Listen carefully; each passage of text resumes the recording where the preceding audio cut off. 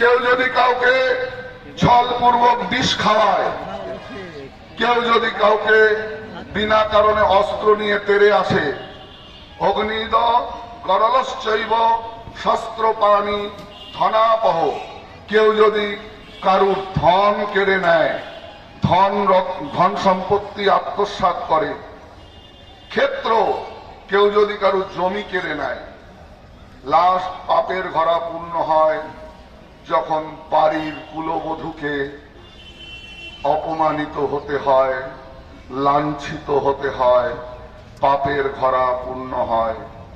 কৌরবদের দিকে চেয়ে দেখুন, ওই 6টা দোষে দুষ্ট ছিলেন তারা। অতএব যেদিন আর্য কুল সাম্রাজ্ঞী চক্রবর্তী কুল সাম্রাজ্ঞী দ্রৌপদীকে রজস্বালা অবস্থায় টানতে টানতে ভরা সভার মধ্যে এনে বিবস্ত্র করা হয়েছিল, সেই দিন কিন্তু পাপের ঘরা পূর্ণ হয়েছিল। এই 6 দোষে দুষ্ট আততায়ী নিধন হয়েছিল কুরুক্ষেত্রের রণাঙ্গনে। তাই আজকে সেই দিন এসেছে